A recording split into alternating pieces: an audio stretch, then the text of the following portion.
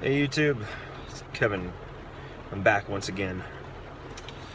And how are you guys? It's a horrible, terrible rainy day here in mid-Atlantic region, West Virginia particularly. Started raining last night. I managed to sneak in a cigar because it wasn't too bad, but it's raining pretty hard and I'm sitting in my car right now. I'm not smoking because I'm not smoking in the car anymore. But I have recently acquired some new pipes. Got myself a Hackert pipe. Bought it off eBay from Jake himself and got that on Saturday. I showed you on one of my videos there, but yesterday I got in the mail my first commissioned pipe, and it's man, some of you have seen this already. It was carved by Phillip Rivara, who I have had the pleasure of speaking with on Boxer over the last couple of weeks. He's on Boxer now, and we've been talking. We're in the chat group, and I guess we just started talking, and he was making a pipe for somebody, and I private messaged him and just started a conversation about his pipes. And one thing led to another, and I'm commissioning a pipe from him. So, but he was great, and he actually also posted a video of my pipe yesterday, which is very cool. But I'm here to show you the finished product, and I'm just absolutely stunned. It was a beautiful pipe. I'm not gonna do a whole, big production on it. I'm just gonna go ahead and bring it up to you guys. There it is. My first commission, my first Phillip Rivara, my first sandblasted pipe. I just absolutely love this. Phillip did a great job on that. Big, thick walls, smooth rim with some plateau showing here. Beautiful sandblast, great finish on that. See the ring grain on that. Nice deep. Look at that. Look at that drill. Spot on, man. Perfect. I mean, and that's a huge bowl. Like little touches here, like that little smooth, tiny little ring that's not blasted there, to give some differentiation between the briar and the ebonite there. If you take off the, see that little splash of color, a little yellowish gold. Look at that. Look at that. That is just expert right there. I just can't. This is an amazing pipe, and just a beautiful tapered saddle bit stem. There's Phil's stamp. I mean, it's gorgeous, and I am beyond thrilled and pleased and just honored to have one of his masterpieces here. And Philip, if you're watching this, awesome job. Thank you so much. I can't say enough about this, and I can't say enough about Phil as a person, and just it was a pleasure doing business with him and just working with him. So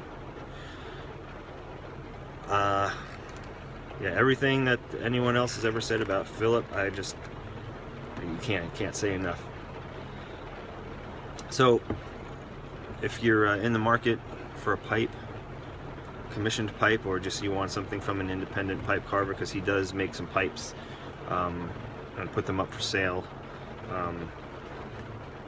not on commission, at a great value, unbeatable. So Phillip Rivara, hit him up. I'll link to his website if I can. So I've gotten back into brewing, home brewing. I used to brew back before I was married, before the kids came. I used to have a 5-gallon setup, and I did lots of brewing. Downsized to the point of I pretty much got rid of everything, sold all my equipment, stopped brewing at home. I still brewed with friends, and I'd go to some brew on premise, homebrew shops, and would brew there just to stay involved with the hobby. But as I was going out on leave here for the baby, I thought about getting back into brewing at home. So I got into a 1-gallon small batch setup, which I got from Northern Brewer, which is an internet homebrew store. I believe they have a brick and mortar store in Minnesota, St. Paul, Minnesota, I believe. But so I getting back into it. It's really easy. If you can make tea, you can make beer. I brewed my first batch yesterday, so it's fermenting now. I put some pictures up on Instagram. Some of you have seen them and commented on it. It's chugging along nicely. I checked the fermentation's going real strong. Checked this morning. Yeah, it's not only is it manageable because the equipment is smaller, but you can experiment more with smaller brews because you don't have to worry about having 48 bottles of something you're not going to like. You can be more versatile, and you can have more different beers at once. Instead of having 2 cases of one beer, you can make a 12-pack of one, brew another one, you have a 12-pack of that, and so you can have a nice variety of beers going on. So if you have 4 fermentations going on at once of 4 different beers, instead of having it on a large scale where you've got 4 beers going and it's 2 cases of it, what are you going to do with all that beer? It's just me and my wife. So if you're interested in home brewing and you've never done it before, or you've only done it a couple of times with some friends, look into the 1-gallon small batch kit. They have extract kits available where you can just go, and it's real simple. You just throw some grains in a bag, you steep that, you throw in the malt extract, the hops, everything's pre-measured. You get those recipe kits, and it's just really, it takes all the guesswork out of it. And of course, as you get some more experience with it, you can start formulating your own recipes, or scaling down larger recipes to work in the smaller batch system. So it's just very rewarding. If you like beer,